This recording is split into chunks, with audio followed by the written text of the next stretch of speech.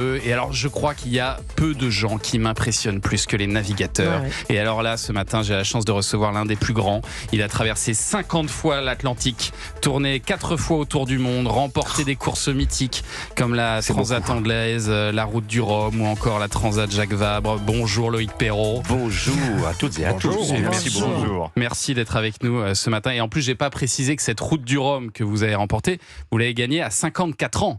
Ah oui. Un âge où vous dites vous-même, en général, les skippers solitaires ont raccroché les bottes. Bon, bah, vous avez toujours pas oui. raccroché les bottes. Et ceci dit, le vainqueur suivant, 4 ans plus tard, était encore un peu plus âgé. C'est Ah ouais. Francis Joyon. Mmh. Sur le même bateau d'ailleurs. Et vous continuez à naviguer? Bien sûr. Alors je fais moins de solitaire, moins de tour du monde, enfin plus du tout, même d'ailleurs, Ouais. pour être très franc. Moi Et aussi, en j'ai fait la route du Rhum. C'était pas la même. d'une autre manière. Ça se voit. Il y a quelques séquelles, il faut faire attention. Hein. Ça se voit dans votre voix. Allez, bim. Allez, bim. Et bien sûr, je continue à naviguer, mais Ouais. vous savez, sur l'eau, on peut s'exprimer à tout âge. On en est tous la preuve. Ouais. Et pas toujours en solitaire, ça peut être en équipage, entre 3 bouées ou entre 3 continents. Donc je navigue beaucoup sur des bateaux de propriétaires en Méditerranée. D'accord. Et la compétition? Et donc en compétition. Ah oui, donc en compétition. De Ah très oui. très haut niveau. Mais globalement, la compétition au voile, c'est pas seulement celle qu'on voit dans le journal, c'est surtout Ouais. ça ce qui est Bah, intéressant. bien sûr. C'est vrai qu'en France, on est bien nourri par nos belles histoires depuis un demi-siècle, mais essentiellement de voile solitaire, de transat et de tour du monde. Mais il n'y a pas que ça. La voile, c'est beaucoup plus large. Et on peut, donc, je le disais, s'exprimer à tout âge. Quelle Ouais. que soit la taille du bateau, quelle que soit la vitesse, c'est pas ça le Il problème. y a un championnat du monde de voile, par exemple, comme de le Formule 1. Enfin, Alors, c'est exactement le grand sujet. À chaque fois que j'exprime, mais vous venez de dire Formule 1 d'un côté et voile de l'autre. Mais vous n'avez pas dit voiture. Vous avez bien dit Formule 1. La voile, c'est aussi large que la voiture. Oui, d'accord. Ah oui. Il y a de la Formule 1, il y a de la moto, il y a du karting, il y a de tout. Et on est beaucoup de pilotes à s'exprimer sur plein de supports différents, contrairement au sport mécanique, justement. Et alors, vous avez voulu coucher sur le papier votre passion pour la voile. Ça vous a pris du temps, hein, 2 ans et demi, Oui. parce que vous aviez beaucoup de choses à dire, Loïc Perron. Et alors, le résultat, il est magnifique. Hein. Vous publiez votre dictionnaire amoureux illustré de la voile. C'est aux éditions Plon Grund, illustré, donc avec de magnifiques photos, beaucoup de photos personnelles, même des photos de famille.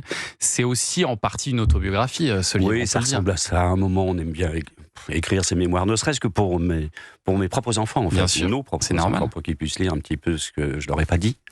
Souvent, c'est bizarre, d'ailleurs, le marin a besoin de faire des phrases, peut-être c'est ce que disait Audiard, ou faisait dire Audiard, mais on est relativement discret, bizarrement, quand on est sur l'eau, et encore plus quand on arrive. Ouais. C'est difficile de raconter, c'est un sport long. Vous savez, vous faites un tour du monde, moi, mon premier Vendée Globe, ça a duré 110 jours. Mm. Donc 110 jours à raconter en une seule journée quand on arrive, c'est assez compliqué, complexe. ouais. D'autant plus que les moyens de communication de l'époque étaient un peu limités. Donc à l'époque, j'avais fait un journal de bord, mais en images d'ailleurs, en vidéo, où j'avais capté, mais gardé pour moi, puisqu'on ne pouvait pas les transmettre, bien entendu. Le sauvetage de Poupon, la naissance de ma fille, Ouais. quand j'étais au large, enfin il y avait pas mal Et puis d'histoires. c'est un comme ça. sport de silence, votre sport quand même. Hein, vous... Alors les engins, les outils sont très bruyants, et on ne cherche que le silence. Et bizarrement, ceci dit, le silence, c'est souvent un signe de danger. C'est pas quand- bon signe. Non, alors ça je l'explique de temps en temps, quand on est sur un trimaran, vous voyez les bateaux à 3 coques, là, sont des bateaux qui peuvent chavirer en 10 secondes, qui peuvent se retourner en 10 secondes, vraiment. Et ces bateaux de course, une fois de plus, sont des vrais Formule 1 des mers. Et ça veut bien dire que quand on commence à s'élever au-dessus de l'eau, là il n'y a plus de bruit. Puisque la coque centrale est hors de l'eau, Ouais. elle ne tape plus dans l'eau, et là c'est très bruyant. Et très étonnamment, c'est justement le silence qui nous réveille ou qui nous fait sursauter un petit peu et qui fait qu'on choque un peu les voiles, on lâche un peu les voiles pour ne pas chavirer. Et alors, on apprend beaucoup de choses sur vous dans ce livre. Alors, vous êtes né à Nantes, Loïc Perron. La mer, c'est vraiment une histoire de famille, parce que vous avez 2 frères navigateurs, Stéphane et Bruno. Vous êtes celui du milieu, hein, Loïc. Donc, j'imagine que vous avez appris la voile tous les 3 ensemble. Hein, c'était ça le principe. Il y a une superbe photo d'ailleurs de vous 3 qui date de 1987, à l'arrivée d'un duel transatlantique en solitaire à Brest. Oui. Parce qu'il y a eu de la compétition aussi entre vous. Beaucoup. Alors il y a eu la compétition, on a d'abord navigué grâce à nos parents. On avait un papa capitaine au long cours, commandant de super pétrolier, qui était construit à Saint-Nazaire. Il a été, sur la fin de sa carrière, commandant d'un des 4 plus gros pétroliers du monde. Des trucs qui faisaient 414 mètres de long, je me souviens exactement de la taille. 32 mètres de tirant-d'eau, vous vous rendez compte ce que ça fait? 32 mètres sous l'eau. Sous l'eau. Ouais. Quand il ramenait du pétrole de là où un on avait. immeuble de 12 étages. Un immeuble de à faire 12 chavirer, étages. quoi. Ouais. Ouais. Ah oui, alors ça c'était beaucoup plus Ça tard. chavire moins. Heureusement. Donc on était impressionné par le papa commandant, mais qui lui-même avait une passion, c'était quand il débarquait de ses usines Ouais. flottantes, il nous embarquait sur des petits bateaux de croisière. Donc depuis tout petit, on est tombé dedans. étonnamment, les 3 frangins ont voulu en faire carrière et ont presque réussi à en vivre, en tout cas, de cette passion. Et on a d'abord navigué Même si ça n'a ensemble pas avec été Bruno. simple, parce que votre père, il aimait pas trop cette idée-là. Pour lui, la voile, c'était un hobby, quoi. Il voulait pas que Exactement. vous en fassiez un métier.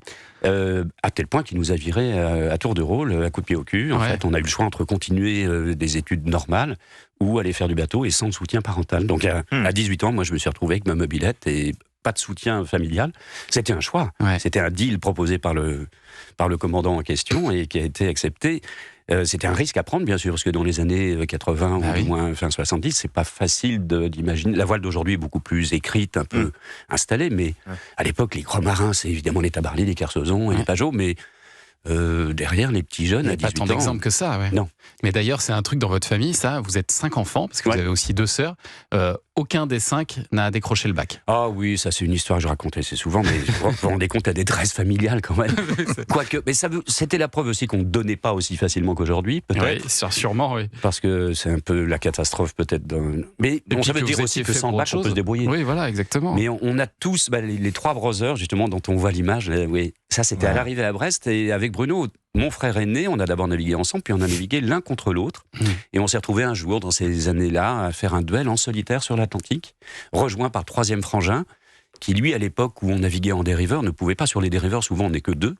Donc le petit 3e, Stéphane, s'est spécialisé dans la planche à voile. Lui, il a été un immense champion de planche à voile, il a fait des records de 24 heures. Il a traversé l'Atlantique. Il a traversé l'Atlantique en solitaire, en planche. Je trouve ça ahurissant. Une grosse planche dans laquelle vous dormez. Oui, voilà, c'est une sorte de cercueil flottant, mais c'était assez impressionnant. Et puis ensuite, il était dans cet immeuble ici. À l'époque, il a travaillé pendant une douzaine d'années pour Canal+, d'ailleurs. Ah oui. Mais vous-même, tous les 3, vous avez traversé l'Atlantique comme ça, en planche à voile. Oui. Vous avez fait ça aussi en espèce de relais, quoi. Alors, il y avait 4 véliplanchistes. À l'époque, c'était vraiment les vraies planches à voile avec des babouins. On les surnommait les babouins, suspendus au wishbone, comme ça. Et j'ai remplacé l'un des 4 qui s'était blessé. Ça, c'était intéressant. Et on avait un catamaran qui servait de Saint-Bernard avec mon grand frère Bruno. Et cette planche à voile normale, il se relayait à bord pendant nuit et jour. C'était une galère de dingue. Je crois que ça ressemble à l'enfer, tout simplement. Non, pas du tout.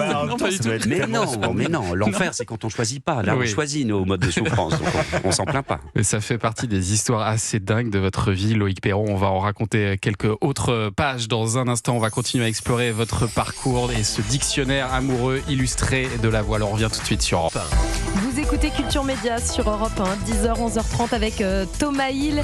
Et ce matin, Thomas, vous recevez le navigateur Loïc Perron pour son dictionnaire amoureux illustré de la voile.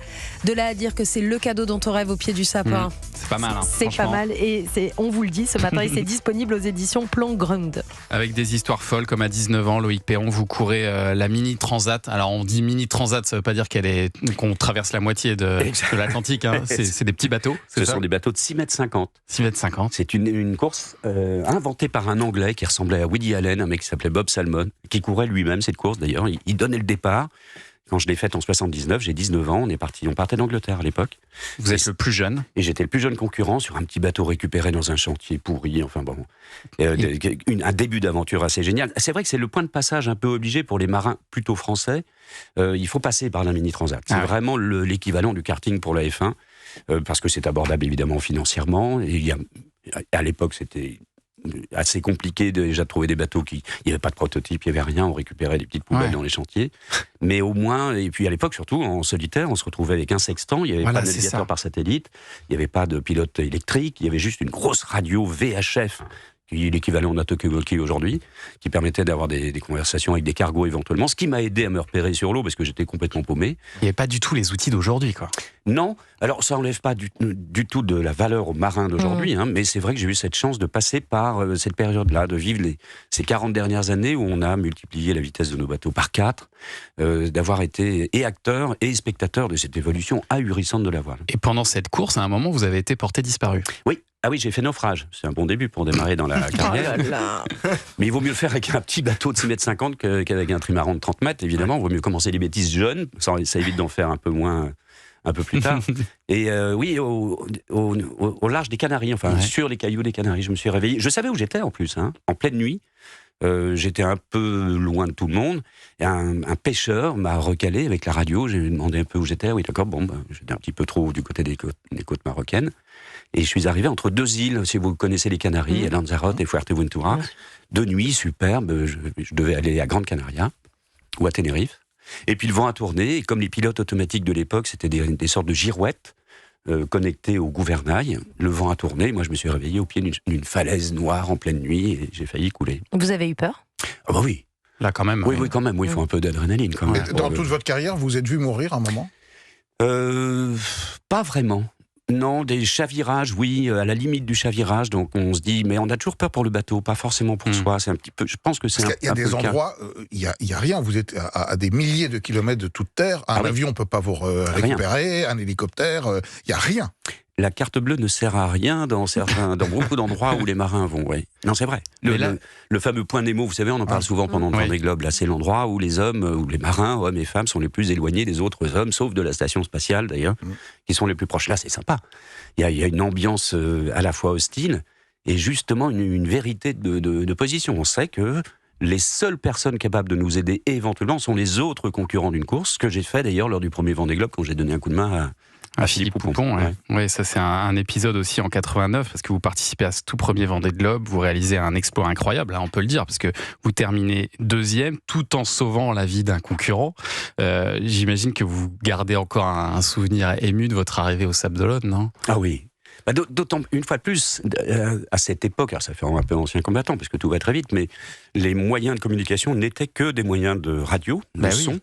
Ce qui montre bien la valeur ou le côté assez exceptionnel de ces épisodes de voile. On n'est pas obligé de gagner pour réussir, on n'est pas obligé de raconter tous les jours, d'envoyer de l'image tous les jours pour faire frémir un petit peu. Moi, je dis souvent qu'on est loin des yeux, mais près des cœurs, quand on a la chance de naviguer, en France particulièrement, qui est quand même un pays et le seul qui valorise autant ces histoires de mer. C'est assez étonnant. C'est le pays vraiment le plus... C'est le seul. À cause de Tabarly, qui a gagné cette transat anglaise, qui est devenue l'Europe Star d'ailleurs, pendant quelques éditions. Et à cause de lui, dans les années 64 ou 60, la France a découvert qu'on pouvait faire du bateau et qu'il y avait de l'aventure à vivre en mer. Et ce retour de Vendée Globe, les arrivées de Vendée Globe sont dingues, d'autant plus que ce fameux port des Sables d'Olonne, vous savez, c'est une sorte une allée, alors les moritori, salutantes quand on s'en va, et puis les survivants reviennent... C'est assez étonnant. Mais alors j'ai appris dans votre livre, Loïc Perron, que la course en solitaire, en fait, c'est pas tout à fait légal. Non, alors et tant mieux, j'oserais dire. Les lois sont emmerdantes et le seul domaine de liberté encore reste peut-être la mer. Alors c'est vrai que c'est pas légal. Pourquoi ? Parce que la veille en mer est théoriquement obligatoire. Il doit toujours y avoir une personne à la barre. Voilà. Les lois sont pas différentes en mer selon l'endroit du globe où vous êtes. Non, partout en mer, en fonction en tout cas les lois internationales ça s'appelle comment, de collision, pour éviter les collisions en mer, c'est que la veille soit obligatoire. Ça veut dire que c'est pas toujours à la barre, mais que quelqu'un doit surveiller. Il y a fort heureusement aujourd'hui des moyens maintenant de radar et de détection. Pilote automatique aussi, des choses comme ça. Le pilote lui-même ne va pas détecter, mais en tout cas on a des AIS par exemple, des sortes les radios qui émettent en permanence la position des autres bateaux. Donc globalement aujourd'hui, tous les bateaux savent à peu près où ils sont. Il y a eu une période, c'est vrai, où il fallait faire un petit peu attention. Mais le solitaire a aucune envie de rentrer dans un autre bateau. Donc c'est l'angoisse permanente, bien sûr. Vous savez, le plus grand danger de la mer, c'est la terre. Et tout ce qui vient de la terre. Donc les autres bateaux, les billes de bois, les fûts d'huile, les conteneurs, et les rochers, bien entendu. À s'endormir. Moi, je ne sais pas comment vous arrivez à vous endormir dans des conditions pareilles, parce que la peur doit être présente en permanence, la vigilance doit être présente. Des petites phases de 20 minutes. Alors, si possible, c'est 20 minutes, 20 à 25, ça dépend de la morphologie, de la physiologie de chacun. La grande difficulté n'est pas de dormir, tout le monde sait fermer les yeux, mais c'est l'endormissement, évidemment. Le lâcher prise. De lâcher prise, sans trop lâcher non plus, parce qu'il faut être à l'écoute permanente de ce bruit qui, justement, si ça devient du silence, quand on est en trimaran, c'est qu'on est en train de chavirer. Il y a l'oreille interne qui va donner aussi de l'équilibre. Et puis surtout de lutter contre un phénomène on a peur de perdre du temps. On est en compétition, je vous le rappelle. On est sur des bateaux qui sont extrêmement rapides, bruyants, stressants, qui fait que c'est le pire endroit pour s'endormir, théoriquement. Donc il faut déjà être un peu fatigué, bien sûr, sachant que le sommeil, c'est une arme, je le dis souvent, c'est le grand philosophe Jason Bourne qui dit ça dans 24 heures, La vengeance dans la peau. Exactement, de Robert Ludlum, bravo. Mais le sommeil est une arme pour le marin solitaire, c'est vrai, même en équipage. Oui. Et c'est l'endormissement, donc il faut apprendre à un peu lâcher prise. C'est un peu de la sophro qu'on fait sans le savoir. Moi, je l'ai appris comme Monsieur Jourdain qui faisait de la prose, que je faisais de la sophro. Je l'ai su par un copain, un hypnotiseur. Danny Dan, je ne sais pas si vous vous souvenez de ce nom, c'était dans les années 80 peut-être. Je l'avais vu en boîte de nuit quand j'avais 18 ans à La Baule, au Pouliguen. Et puis quelques années plus tard, je suis allé le voir en disant mais est-ce que tu peux, parce que je l'avais vu endormir des foules entières, est-ce que tu peux m'aider à travailler le sommeil? Il m'a dit tu fais ça naturellement. Et puis il y a une autre arme sur les bateaux, évidemment, dans les compétitions, c'est la nourriture. Ouais. Et alors ça, on a un spécialiste autour de cette table. Je vois ça. C'est Olivier Pouls et on en parle dans un instant. Je vous rassure, il n'y aura pas de biscuit de marin. À tout de suite.